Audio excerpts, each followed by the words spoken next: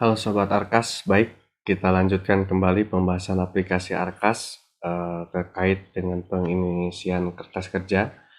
Bagi Anda yang baru membuka yang part kedua ini, nanti bisa ditonton yang part pertamanya supaya bisa nanti mengikuti proses yang ada di video tutorial ini gitu. Baik, kita kembali ke aplikasi Arkasnya. Kita buka kembali kertas kerjanya.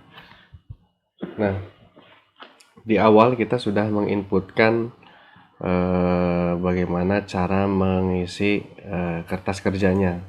Di awal saya mengambil contoh salah satu kegiatan yaitu persiapan tryout. Berikutnya saya akan ambil contoh kasus yang lain. Misalkan berikutnya kita akan membuat penganggaran untuk pembelian alat tulis kantor, misalkan. Berarti di bagian kegiatannya kita klik spasi, kemudian ketikkan alat tulis kantor gitu ya. Kalau Bapak dan Ibu tidak hafal programnya apa, kemudian subprogramnya apa, cukup ketikkan saja alat tulis kantor, nanti akan muncul seperti ini. Kemudian klik, pilih alat tulis kantornya, di double klik. Nah, kemudian di bagian kode rekeningnya kita klik spasi lagi. Nah, berarti pembiayaannya untuk apa? Berarti untuk pembelian alat tulis kantor. Saya ketikkan lagi di bagian kode rekeningnya, alat tulis kantor, gitu ya. Nah, ini tinggal double klik saja, nomor urutnya biarkan. Di bagian uraian kegiatannya, karena ini pembelian barang, maka sudah otomatis muncul rinciannya, gitu ya. Jadi Bapak dan Ibu cukup klik spasi saja, klik spasi, nanti muncul daftar alat tulis kantornya gitu, atau daftar barang dan jasa begitu. Nah, di sini saya ambil contoh, misalkan saya membeli ballpoint gitu ya. Ketikkan ballpoint, nah nanti muncul di sini ada isi ballpointnya. Misalkan saya pilih yang ini ya, ballpoint. Nah, yang menyusun daftar referensi barang ini pun adalah Dinas Pendidikan. Jadi kalau ada daftar barang yang tidak ada di aplikasi Arkas, Bapak dan Ibu silahkan hubungi Dinas Pendidikannya untuk menambahkan daftar barang yang baru gitu ya. Oke, berikutnya misalkan saya pembelian ballpoint. Pembelian ballpointnya akan dilaksanakan di bulan apa? Misalkan karena acak, misalkan saya tentukan saja nih triwulan 1, 2, 3, 4 misalkan. Masing-masing triwulan saya isikan misalkan 100 buah, misalkan triwulan kedua juga 100, triwulan ketiga 100, keempat juga 100. Nah, yang jadi pertanyaan, apakah boleh tiap triwulan jumlahnya berbeda? Boleh. Misalkan triwulan kedua 200, itu boleh. Silahkan, boleh. Yang tidak boleh itu harganya beda-beda gitu ya. Kenapa? Karena dalam perencanaan itu tidak mungkin gitu ya kita merencanakan harganya akan tepat gitu ya. Jadi harga di perencanaan itu harus sama semua gitu ya. Kalau tidak, misalkan ambil harga tertingginya. Misalkan ini yang dari dinasnya sudah ditentukan nih harganya sebesar 1.800 gitu ya, 1.800 per satu ballpoint gitu ya. Bapak ini boleh saja menggantinya misalkan jadi 3.000, misalkan, karena misalkan ballpointnya ballpoint gel gitu ya, harganya lebih mahal, ambil 3.000 gitu ya. Meskipun di lapangan misalkan ada yang 2.500, ambil yang tertingginya 3.000 gitu ya. Kemudian kita inputkan, ini harus sama ya, tidak boleh beda, karena ini kita masih bicara tentang perencanaan gitu ya. Kemudian satuannya sudah betul buah, ini juga satuannya sudah, kemudian kita klik OK. Nah, sudah tersimpan ini ballpoint gitu ya. Kemudian karena ATK ini tidak hanya satu jenis barang gitu ya, berarti saya harus menambahkan lagi ATK. Misalkan selain ballpoint saya mau beli penggaris gitu ya. Nah, cara yang paling mudah, Bapak dan Ibu jangan klik tambah baru lagi ya. Kalau Bapak dan Ibu klik tambah baru, maka di bagian atasnya harus diinput lagi. Nah, alangkah baiknya kita gunakan tombol sisip gitu ya. Caranya bagaimana? Pertama, pastikan dulu letak kursornya itu ada di ballpoint atau di rincian ATK-nya gitu ya. Di rincian barang yang akan disisipnya di mana gitu. Misalkan saya pilih ballpoint, kemudian klik tombol sisip. Nah, secara otomatis bagian atasnya sudah otomatis terisi, nomor urutnya juga sudah otomatis terisi. Bapak dan Ibu tinggal ketikkan saja di sini bagian uraiannya, misalkan penggaris. Nah, penggaris, misalkan saya pilih penggaris, kemudian saya juga sama, saya klik triwulan 1, 2, 3, 4. Kemudian ini penggarisnya saya beri 50, misalkan triwulan kedua cukup misalkan 30 saja. Triwulan misalkan ketiga saya isi 50, ini juga 50, harganya 5.000. Udah sesuai misalkan, anggap seperti itu, kemudian saya klik OK. Nah, sudah otomatis akan muncul di bawahnya. Jadi fungsi dari tombol sisip ini untuk menyisipkan data yang sudah pernah ada gitu. Nah, saya sisipkan lagi, misalkan selain penggaris saya mau nambah lagi, misalkan pensil 2B, misalkan saya triwulan 1, 2. Apakah harus semua triwulan ya harus diisi semua? Tidak gitu ya, bisa beda-beda. Misalkan untuk pensil 2B hanya di triwulan 1 dan 2 saja boleh gitu ya, mau diisi semua juga boleh. Kalau tidak diisi tinggal hilangkan checklistnya saja gitu. Pensil 2B saya beli misalkan di sini 50, ini juga 50, ini 50, ini 50, harganya 5.000. Oke, anggap sama seperti ini gitu ya. Kemudian berikutnya saya tinggal klik OK. Nah, ini bisa terus dan seterusnya, tinggal Bapak Ibu silahkan ditambahkan sendiri ya. Kalau harus saya jelaskan secara detail semua kasusnya, tentu ini butuh waktu yang cukup lama gitu, karena untuk menghabiskan anggaran ini gitu. Oke, berikutnya untuk kasus-kasus yang sama ini tinggal Bapak Ibu silahkan dicoba saja. Berikutnya saya akan coba kasus yang lain, yaitu kasus tentang pembuatan honor gitu ya, honor pegawai. Ini yang selalu jadi pertanyaan, karena di Juknis yang baru itu ada aturan gitu ya, yang sebelum revisi itu dikatakan bahwa memang guru itu harus yang terdaftar di Dapodik.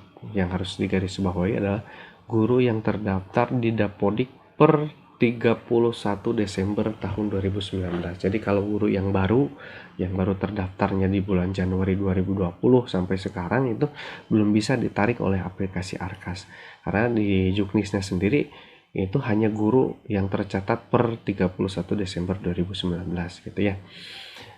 Di Juknis yang pertama di awal tahun 2020 itu memang syaratnya harus guru yang sudah memiliki NUPTK. Namun terkait dengan darurat COVID-19 ini ada beberapa revisi, salah satunya yaitu hanya guru yang terdaftar di Dapodik saja. Jadi yang wajib memiliki NUPTK-nya dihilangkan gitu ya. Jadi guru yang terdaftar di Dapodik per 31 Desember 2019 gitu. Nah, itu jadi guru yang belum memiliki NUPTK dan terdaftar per 31 Desember 2019 itu sudah bisa ditarik di aplikasi Arkas. Jadi Bapak dan Ibu yang di sekolah tidak harus mempertanyakan lagi ketika gurunya memang terdaftarnya di tahun 2020 gitu, sudah pasti tidak akan muncul di aplikasi Arkas gitu, karena itu sudah sesuai Juknis gitu. Jadi dari tim pengembang tentu tidak mungkin gitu bisa menambahkan data guru meskipun misalnya dari dinas pendidikannya yang meminta, selama data guru tersebut memang tidak sesuai dengan Juknis, seperti itu. Kemudian ada satu lagi terkait dengan tenaga kependidikan gitu ya. Nah, kalau untuk tenaga pendidikan ini ada perbedaan. Tenaga kependidikan itu tidak harus tercantum per 31 Desember 2019. Jadi kapanpun bisa silahkan Bapak dan Ibu daftarkan tenaga kependidikannya ke aplikasi Dapodik, karena nanti aplikasi Arkas ini akan menarik data tenaga kependidikan itu per 1 jam. Jadi setiap 1 jam sekali aplikasi Arkas ini di servernya dia akan menarik data tenaga kependidikan. Jadi meskipun baru didaftarkan, nanti tunggu sekitar 1 jaman, itu nanti data tenaga kependidikan sudah langsung masuk ke aplikasi Arkas. Yang masuk ke dalam tenaga kependidikan itu yang selain guru gitu. Misalkan kalau ada satpam juga silahkan didaftarkan ke Dapodik. Kalau ada tukang penjaga sekolah gitu ya, atau misalkan tukang kebun dan lain sebagainya, memang ingin diberikan honornya tetap gitu, maka daftarkan ke Dapodik, nanti setiap 1 jam akan ditarik datanya, seperti itu. Baik, saya tambahkan salah satu contoh kasus untuk pemberian honor. Di sini saya ketikkan kegiatannya tentu honor gitu ya. Nanti tinggal kita pilih, ini kita akan memberikan honor yang mana nih, apa pembayaran guru honorer gitu, pembayaran honor tenaga administrasi, pegawai perpustakaan, atau penjaga sekolah satuan dan seterusnya gitu ya. Di sini saya akan ambil salah satu contoh yaitu honor guru ya. Saya pilih kegiatannya pembayaran honor guru, kemudian kode rekeningnya ketikkan saja honor gitu ya. Nanti muncul di sini. Nah, saya ingatkan kembali bahwa kode rekening ini yang menyusun adalah Dinas Pendidikan. Tentu setiap daerah bisa saja berbeda gitu. Uraian ininya bisa saja berbeda gitu, tergantung dari Dinas Pendidikannya. Dalam contoh kasus yang saya ambil ini, misalkan ini saya akan bayar honor tenaga wiyata bakti gitu ya, atau tidak tetap. Di sininya honorarium pegawai honorer atau tidak tetap saya pilih. Nah, kemudian di bagian uraian kegiatannya, ketika diklik spasi sudah otomatis muncul daftar guru yang sudah terdaftar di Dapodik per 31 Desember 2019. Jika tidak yakin Bapak dan Ibu, silahkan boleh lakukan proses sinkron. Misalkan datanya masih kosong nih, lakukan proses sinkron. Proses sinkron yang ada di modul utama tadi seperti di awal gitu ya. Nanti ke sini sudah pasti ketarik. Tapi kalau masih kosong, berarti memang belum ada guru yang terdaftar di Dapodik per 31 Desember seperti ini. Saya ambil contoh, misalkan saya pilih yang ini ya, yang pertama, kemudian honornya saya checklist karena honor itu setiap bulan akan dibayarkan. Nah, berarti setiap triwulannya saya isi 3 bulan gitu ya. 3 bulan, ini juga 3 bulan, ini 3 bulan, ini 3 bulan. Nah, untuk bentuk pendidikan untuk SD, SMP, SMA, SMK tentu berbeda-beda. Kalau SD itu kan hitungannya kan guru kelas, jadi artinya pembayarannya sudah pasti per bulan begitu ya. Jadi kalau kasusnya SD, saya cukup masukkan di sininya 3 bulan, kemudian harga satuan per bulannya berapa, misalkan 500.000, misalkan seperti itu. Nah, kalau misalkan SMP atau gurunya itu per mapel atau SMK, SMA gitu ya, berarti 3 bulan nanti bisa saja dibagi lagi di sini. 1 bulannya berapa jam mata pelajaran? Misalkan 24 jam mata pelajaran misalkan ya. 24 jam mata pelajaran. Per jam mata pelajarannya berapa? Misalkan 25.000. Nah, seperti itu. Jadi ini disesuaikan saja dengan masing-masing kasusnya gitu ya. Ada yang dihitung per jam, ada yang dihitung langsung 1 bulan, silahkan disesuaikan gitu. Nah, karena saya di sini yang sekolah dasar, berarti saya tidak harus per jam mata pelajaran. Saya ini kosongkan lagi, kemudian juga ini saya kosongkan lagi gitu ya. Kemudian harga satuannya per bulannya saya ambil misalkan 500.000. Nah, 500.000, ini 500.000, ini 500.000, ini 500.000. Satuannya ini karena per orang per 3 bulan, jadi saya isikan di sini orang bulan gitu ya. Nanti di laporannya jadi OB gitu ya. Oke, tinggal klik OK. Nah, seperti ini nih, udah langsung tersimpan di sini. Sama seperti halnya dengan penyusunan ATK gitu ya. Karena ini penyusunan honor itu kan per guru satu persatu, maka jangan klik tambah baru lagi, tapi cukup klik sisip ya. Pastikan sisipnya jangan di ATK tapi di honor gitu ya. Saya klik sisip, tinggal saya masukkan guru berikutnya. Misalkan ini triwulan 1, 2, 3, 4. Pak, boleh tidak nominal honornya berbeda guru yang satu dengan guru yang lain? Boleh, silahkan, tinggal diatur saja. Mau dibuat sama boleh gitu ya. Misalkan ini juga 3 bulan, ini saya satuannya ketikan bulan, ini juga 3 bulan, 3 bulan, 3 bulan. Misalkan saya anggap sama saja ya, 500.000. Oke, 500.000, ini 500.000, sorry, 500.000, ini juga 500.000, satuannya orang bulan. Oke, selesai. Nah, terus dan seterusnya, prosesnya seperti itu. Sama halnya seperti juga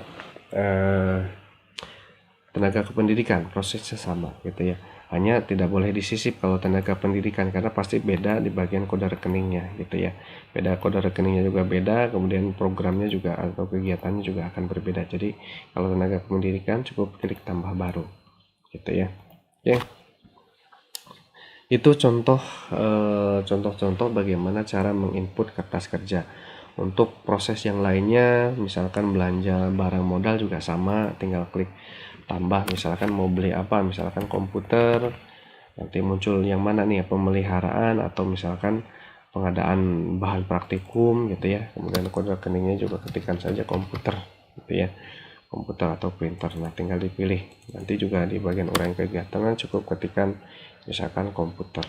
Nah, kalau di sini kan tidak ada ini ya, karena di bagian atasnya belanja jasa, jadi di uraian kegiatannya pun pasti isinya ya sewa gitu ya, komputer. Tapi kalau di sini ya belanja modal gitu ya, kita perbesar di sini belanja. Nah, ini pasti di bagian uraian kegiatannya pun juga daftar barang, misalkan komputer. Nah, nanti muncul. Nah, tinggal dilanjutkan saja begitu ya. Nah, saya kira seperti itu Bapak dan Ibu. Jadi ada beberapa yang mohon untuk diingat kembali bahwa kode rekening itu yang menyusun Dinas Pendidikan, daftar barang juga yang menyusun Dinas Pendidikan. Jadi kalau ada kekurangan boleh silahkan sampaikan ke Dinas Pendidikan masing-masing. Berikutnya tombol tambah baru sudah, sisip sudah. Nah, ubah data ini kalau terjadi kesalahan nominal, baik itu barangnya atau kegiatan, boleh diubah data begitu ya. Boleh di double klik di bagian sini, misalkan saya mau ubah ballpoint, cukup di double klik juga boleh gitu ya. Nah, ini langsung ke home editnya, atau saya pilih ini kemudian klik tombol ubah juga sama gitu ya. Itu proses ubah data. Kemudian juga ke tombol hapus, ini jika ada kesalahan mau dihapus nanti tinggal klik tombol hapus saja. Kemudian juga di sebelahnya ada tombol cari. Tombol cari ini untuk pencarian. Kalau misalkan perencanaan sudah banyak, tentu kadang-kadang kita bingung gitu ya mencari datanya. Misalkan kita sudah pernah beli komputer belum gitu ya, atau sudah beli pensil 2B belum gitu. Di sini pencarian sih cukup ketikkan pensil misalkan. Nah, nanti dia otomatis muncul ke sini ya. Oh, pensil sudah dianggarkan gitu ya. Kemudian juga ada tombol urut ke atas, urut ke bawah. Ini hanya untuk merubah urutan ini saja nih. Misalkan pensil ingin diurutkan pertama, berarti saya urutkan ke atas gitu ya. Jadi pensil pindah ke atas, atau saya kembalikan lagi ke sebelumnya ke bawah. Nah, itu tombol urutan. Nah, oke. Saya kira untuk proses input kertas kerja sampai di sini. Nanti silahkan Bapak dan Ibu teruskan saja proses input datanya. Kalau ada permasalahan nanti bisa disampaikan ke Dinas Pendidikan masing-masing, untuk nanti jika memang Dinas Pendidikan menemukan kesulitan boleh disampaikan ke pusat seperti itu. Nah, dalam penyusunan kertas kerja ini yang harus diperhatikan adalah semua anggaran ini dananya harus sampai dengan nol. Harus sampai dengan nol. Jadi tidak boleh ada sisa. Kalau misalkan masih ada sisa, meskipun Rp1 atau Rp10, maka tidak akan bisa diajukan dalam proses pengesahan gitu ya. Karena perencanaan yang baik itu dalam proses penganggaran itu ketika total anggarannya itu sampai dengan nol seperti itu. Nah, saya kira itu saja Bapak dan Ibu yang perlu saya tekankan kembali juga. Bapak dan Ibu jangan kebingungan terkait pembagian triwulan ini, karena di sini tidak ada proses berapa persentasenya gitu ya. Maksudnya tidak terikat dengan persentase yang tahun 2019 atau sebelumnya gitu ya.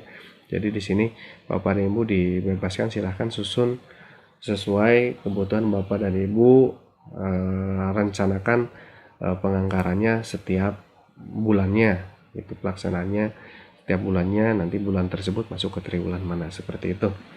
Oke. Saya kira untuk proses pengisian kertas kerja sampai di sini, semoga tidak ada yang terlewat dari penjelasan yang saya berikan tadi. Semoga juga bisa memberikan manfaat buat Bapak dan Ibu yang mengelola dana bos di sekolah gitu. Saya cukupkan sekian, sampai ketemu lagi di tutorial berikutnya. Selamat bekerja, salam Arkas.